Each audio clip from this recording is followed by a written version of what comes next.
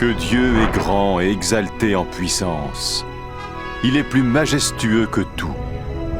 Les cieux racontent sa grandeur, et l'étendue manifeste sa merveilleuse création.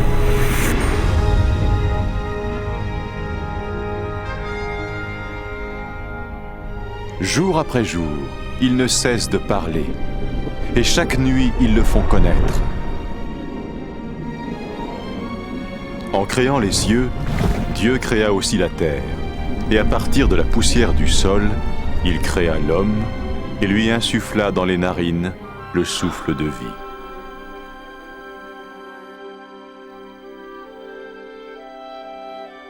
Le Dieu d'amour créa l'homme et la femme à sa ressemblance, pour qu'ils soient en relation avec lui.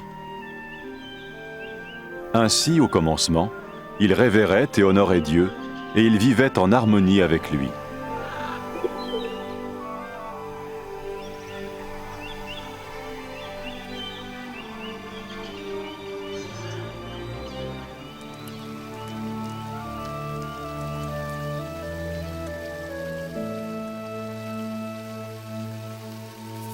Il en fut ainsi jusqu'au jour où Satan tenta la femme pour lui faire manger le fruit défendu. Elle le donna à l'homme qui en mangea aussi. Ce faisant, l'être humain se rebella contre Dieu et suivit son propre chemin.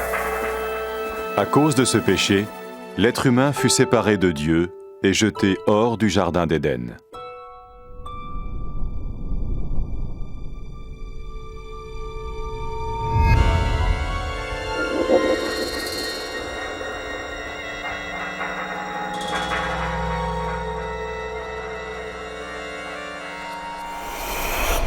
Mais Dieu aimait toujours l'être humain.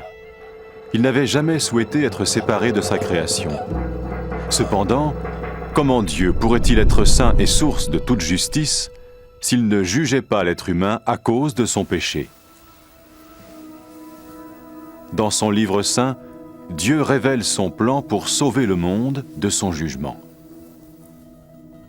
Abraham fut l'un des premiers à découvrir ce plan.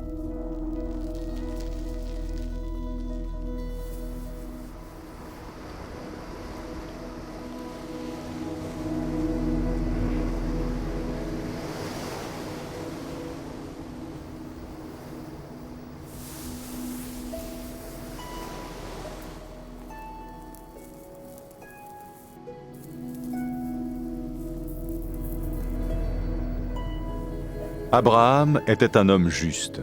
Dieu lui fit la promesse de le bénir et de rendre ses descendants aussi nombreux que le sable de la mer et que les étoiles du ciel.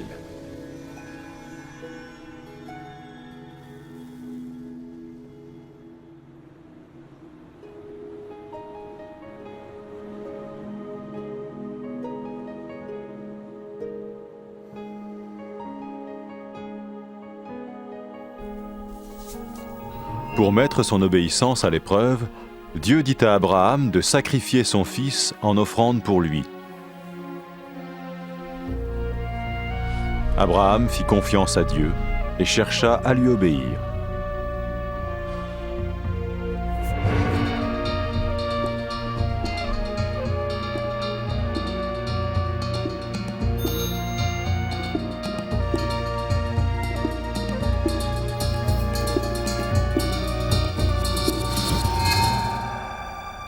Alors qu'il levait le couteau pour tuer son fils, l'ange du Seigneur l'arrêta.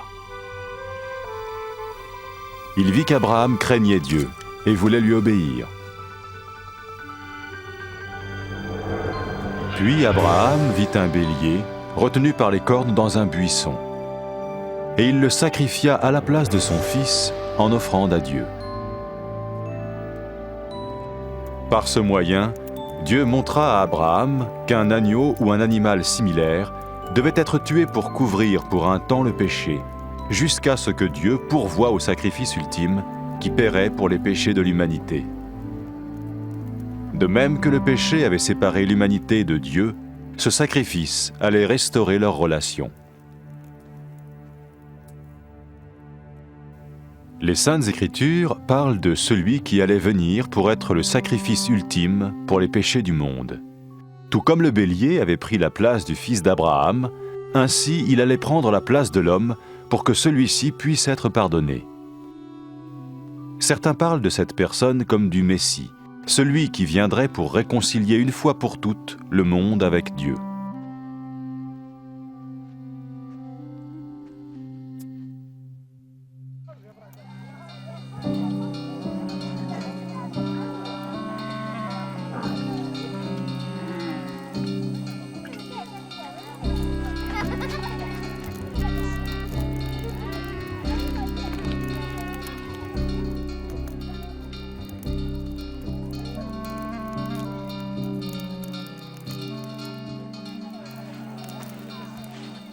Les prophètes ont prédit en détail de nombreuses choses concernant le Messie des centaines d'années avant sa venue.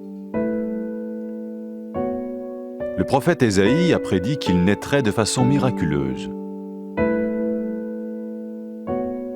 Une vierge attendrait un enfant qu'on appellerait spirituellement parlant le Fils de Dieu.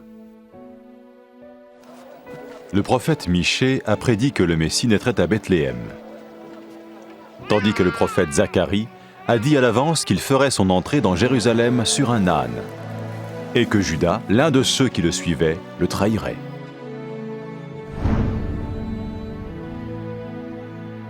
Ésaïe a prophétisé ce que le Messie ferait lors de sa venue.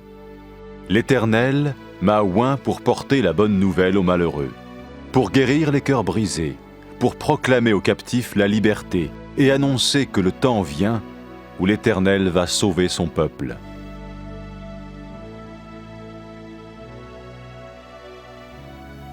Qui était donc le Messie? Au 1er siècle vint un prophète appelé Jésus. Certains pensèrent qu'il était celui dont parlaient les prophètes. Est-ce possible? Sa vie a-t-elle accompli ce qu'on avait prédit de lui? Jésus était-il plus qu'un prophète? Ce qui suit est son histoire basée sur des témoignages oculaires rapportés dans les Saintes Écritures.